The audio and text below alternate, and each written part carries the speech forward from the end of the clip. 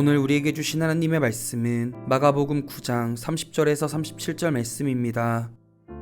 그곳을 떠나 갈릴리 가운데로 지날새 예수께서 아무에게도 알리고자 아니하시니 이는 제자들을 가르치시며 또 인자가 사람들의 손에 넘겨져 죽임을 당하고 죽은 지 3일 만에 살아나리라는 것을 말씀하셨기 때문이더라. 그러나 제자들은 이 말씀을 깨닫지 못하고 묻기도 두려워하더라. 가버나움에 이르러 집에 계실새 제자들에게 물으시되 너희가 길에서 서로 토론한 것이 무엇이냐 하시되 그들이 잠잠하니 이는 길에서 서로 누가 크냐 하고 쟁론하였음이라. 예수께서 앉으사 12제자를 불러서 이르시되 누구든지 첫째가 되고자 하면 뭇 사람의 끝이 되며 뭇 사람을 섬기는 자가 되어야 하리라 하시고 어린아이 하나를 데려다가 그들 가운데 세우시고 안으시며 제자들에게 이르시되 누구든지 내 이름으로 이런 어린아이 하나를 영접하면 곧 나를 영접함이요 누구든지 나를 영접하면 나를 영접함이 아니요 나를 보내신 이를 영접함이니라. 오늘 이 말씀에 많은 은혜 받으시기 바랍니다. 지금 오늘 저희가 함께 보는 마가복음 9장에 보면 본문의 구조가 딱 두 가지로 되어 있는데, 하나는 30절부터 32절까지는 말하자면 어제 얘기했던 메시아의 비밀, 예수 그리스도의 십자가 죽음과 부활에 대해서 두 번째로 고지하십니다. 두 번째로 알려주십니다. 32절에 보면 제자들의 반응은 어떤 것인가 하면 예수님의 말씀을 깨닫지 못했다 이렇게 분명히 표현하고, 두 번째는 깨닫지 못했으면 선생님한테 물어봐야죠. 이게 무슨 뜻입니까? 묻는 것을 두려워했다 이렇게 되어 있습니다. 깨닫지 못한 데다가 깨달아가는 것도 두려워했다는 거죠. 제자들의 상태를 아주 분명하게 복음서들은 우리 제자들의 무지라고 이름을 붙이는데요, 제자들이 예수님이 그리스도라는 것을 말로는 고백했지만 그 의미는 깨닫지 못했다 하는 것이 복음서가 아주 분명하게 전해주는 것입니다. 깨닫지 못했으면 생각해야죠. 예수님이 왜 우리에게 자꾸 십자가 죽음 또 부활에 대해서 말씀하시는가, 그런 생각을 해야 되는데 33절에 보면 예수님께서 이렇게 묻습니다. 너희가 길에서 서로 토론한 것이 무엇이냐 이렇게 묻죠. 예수님이 메시아의 비밀에 대해서 알려주시고 제자들이 거기에 대해서 반응을 보이지 않으니까 예수님이 제자들이 어떤 상태, 즉 어느 정도 이해하고 있고 어느 정도 깨달음 가운데 있는지를 점검하신다는 거죠. 예수님이 제자들의 마음을 알고 물어보시는 거죠. 뭐라고 물어보시는가 하면 내가 얘기한 게 무슨 뜻이니? 이렇게 물어보지 않고 너희가 길에서 토론한 것이 무엇이냐 이렇게 묻습니다. 말하자면 예수님과 함께 했던 제자들이 예수님과 같이 갈 때 자기들끼리 뭐 얘기한 게 있다는 거죠. 그 얘기한 게 뭐냐 이렇게 묻습니다. 그러면 이 맥락으로 보면 그 얘기한 게 무엇이냐면 그리스도의 길이죠. 십자가의 죽음과 부활을 얘기했어야 되죠. 예수님이 말씀하셨는데 그걸 잘 모르면 토라를 공부하는 방식은 서로 묻고 대답하는 것입니다. 이게 무슨 뜻일까? 나는 이렇게 생각해. 나는 이렇게 생각해. 나는 이렇게 생각해. 그래서 거기를 통해서, 토론을 통해서 더 많은 것들을 배우고 가는 것이 유대인의 교육 방법인데 저희들이 그걸 했는데 예수님이 묻습니다. 너희들끼리 토론했는데 어떤 결론을 얻었느냐 이렇게 물었는데 제자들은 어떻죠? 그들이 잠잠하니 대답을 안 합니다. 잠잠했다는 거죠. 잠잠했다는 건 뭘 의미하나요? 뭔가 꺼리끼는 게 있다는 거죠. 예수님이 말씀하실 때 제자들이 뭘 했습니다 이렇게 얘기하기는 어려웠다는 거죠. 그 이유가 뭐냐면 예수님은 그리스도의 길, 그리스도의 길은 어떤 것인가요? 제가 Road to Jerusalem이라고 부르는 것은 예루살렘으로 향하는 길은 십자가를 지러 가시는 길입니다. 예수님은 십자가의 길을 향해 나가시는데 예수님을 뒤따르는 제자들에서는 우리끼리 중에서 누가 크냐 하고 쟁론했다 이렇게 표현하죠. 쟁론했다는 것은 그냥 이렇게 자기의 입장과 자기의 논지를 가지고 토론했다는 게 아닙니다. 치고받고 싸웠다는 거죠. 쟁론하다라는 말의 뜻이 서로 다툼을 일으켰다 그런 뜻입니다. 문학적으로 분석하면 제자들이 잠잠했다, 길에서는 다투었다. 이 두 가지가 어떤가요? 서로 충돌하죠. 비교하는 것입니다. 그리스도의 길, 십자가의 길에 대해서는 잠잠하고 무식한 이들이 누가 크냐를 가지고는 소리를 높여 다퉜다는 거죠. 저희들의 모습이지. 누가 크냐를 가지고 싸우는 것은 인간의 기본적인 일종의 행태입니다. 교회 안에서도 대부분 뭐 때문에 다툼이 나나요? 교회 안에 감투 자리 때문에 다툼이 많이 나죠. 자기들이 볼 때 조금 더 매력적인 것, 조금 더 힘을 발휘할 수 있거나 내가 하고 싶은 것, 이것은 우리가 벗어날 수 없는 것입니다. 말하자면 성경은 지금 제자들이 십자가 길을 떠나기 위해서 죽음 앞에 선 그리스도 앞에서 뒤에서는 자리 나누기 다툼을 제자들이 했다, 이렇게 합니다.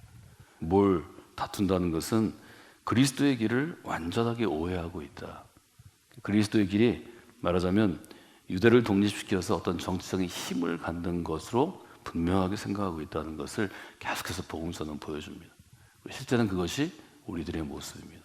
누가 크고 작은가는 크고 작음을 가르는 기준의 문제입니다.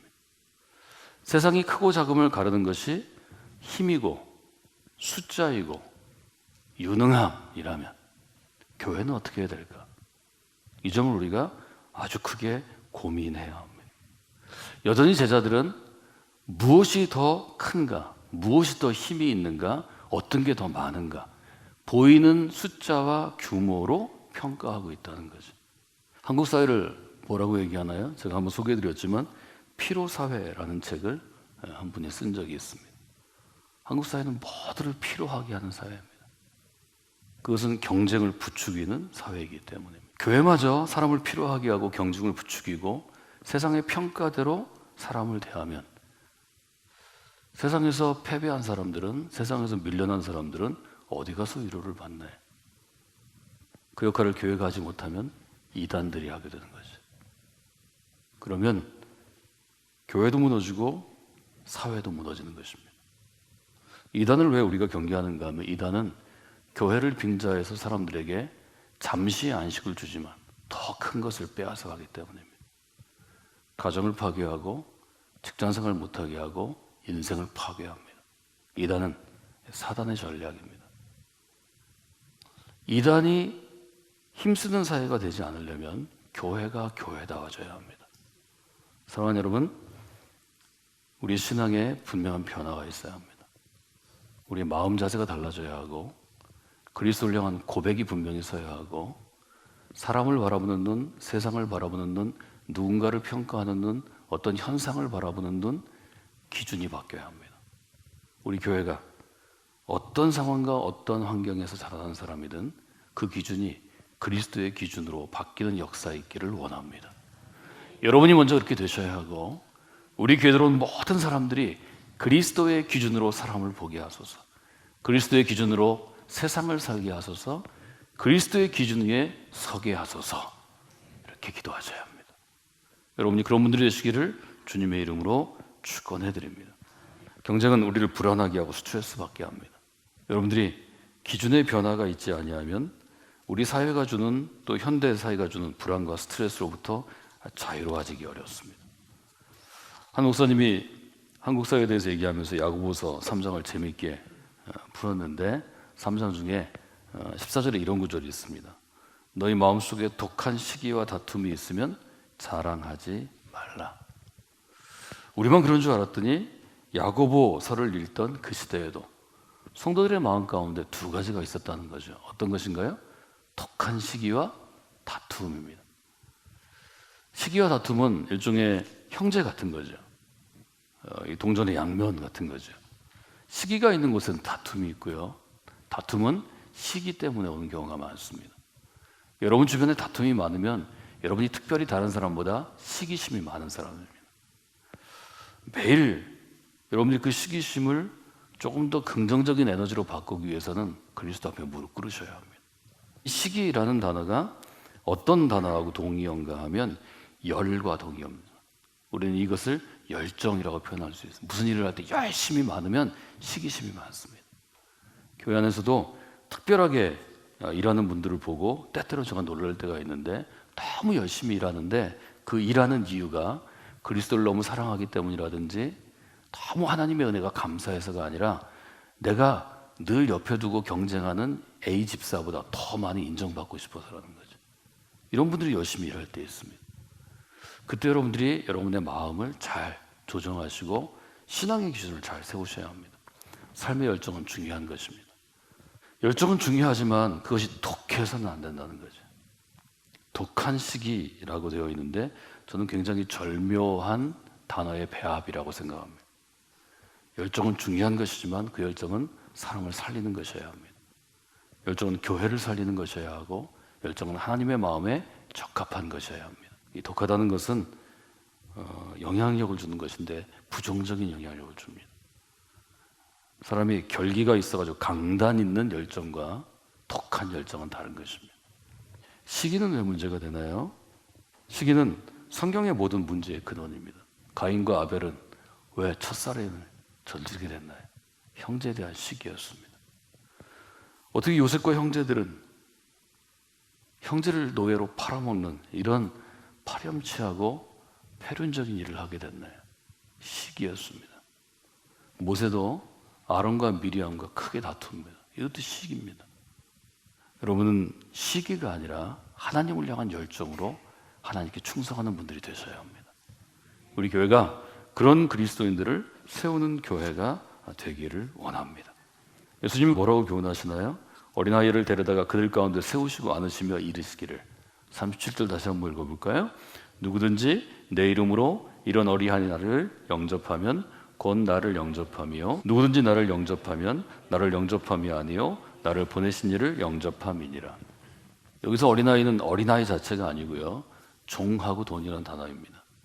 예수님의 시대에는 우리도 마찬가지고요, 어린아이의 인권이 거론되기 시작한 것은 20세기 초입니다.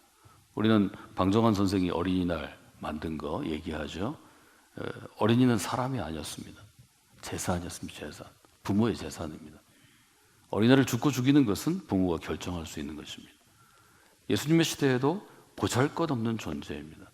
그러니까 여기 어린아이를 쓴 것은 보잘것없는 존재라도 우리 유대인 사회에서 예수님이 말씀하시는 거죠. 가장 보잘것없는 이 어린아이를 영접하는 것이 나를 영접하는 것이다. 즉 종의 자세를 가지고 어린아이와 같이 보잘것없는 사람도 영접하는 건 존중하는 것입니다. 환영해 주는 거죠. 이것이 너희들이 큰 자가 되는 것이다. 하나님의 나라에서 큰 자가 되는 것이다. 이 교훈을 실물로 예로 보여주시는 거죠. 그래서 여기서 어린아이를 생각할 땐 여러분이 어떤 사회 구성원 중에 제일 보잘것없는 존재, 종하고 같은 사회적인 일종의 스테이터스가 있다는 것을 여러분이 기억하셔야 합니다. 말하자면 제자들에게 새 기준을 주시는 거죠. 우리가 신앙생활을 하면 우리 전통에서 또 현실적으로 갖고 있는 기준들이 바뀌게 됩니다. 여러분의 삶에 기준이 바뀌는 귀한 역사가 있기를 주님의 이름으로 축원해 드립니다. 우리는 이 어린아이를 영접하는 것을 섬김이라고 우리 교회의 용어로 은혜롭게 정의했고요, 또 겸손이라고 정의했습니다. 예수님은 스스로 낮아져서 너희가 마지막 사람 혹은 낮은 자리에 스스로 가는 사람이 되라고 얘기하시고 이것이 곧 겸손의 자세이고 섬김의 자세라고 말씀해 주셨습니다. 저는 여러분에게 기준의 변화가 있어야 한다, 이렇게 좀 기억하시면 좋을 것 같습니다. 예수 그리스도를 믿는다는 것은 우리가 가지고 있는 한국 사회의 표준적인 기준에서 새로운 하나님의 나라 기준을 갖는 것입니다. 저는 우리 교회가 우리 교회 안에 들어오는 어떤 분이라도 어떤 영혼이라도 하나님이 보내주시면 이 기준의 변화 앞에 서기를 원합니다. 기준을 변화시키기 위해서 노력하고 애쓰기를 원합니다. 어느 학교를 나왔는가, 어떤 직장에 다니는가, 어떤 옷을 입고 있는가, 어떤 집에 사는가, 어떤 차를 가지고 있는가, 집은 몇 채나 되는가, 재산은 얼마나 되는가, 저 사람의 자녀는 어떤가, 이것으로 상대 성도를 판단하지 않도록 여러분을 삼가고 조심하십시오. 여러분이 그것을 판단하는 순간 비교할 수 있습니다. 비교하면 반드시 시기심을 갖습니다. 시기심을 가지면 내가 이건 못하지만 이건 이기고 싶어, 이런 경쟁심이 여러분을 사로잡을 것입니다. 그것은 사단의 전략입니다. 그것은 교회 안에 다툼을 가져옵니다. 교회 안에 분쟁을 가져와서 우리로 서로를 미워하게 합니다. 우리가 미워하기 위해서 교회에 다니는 거 아니잖아요. 우리가 서로 싸우기 위해서 신앙생활 하는 거 아니잖아요. 서로 돕고 서로 섬김으로 아름다운 하나님의 나라를 이루어가는 것이 하나님께서 우리에게 주신 삶의 목적입니다. 우리가 그것들을 분명히 두기를 원합니다.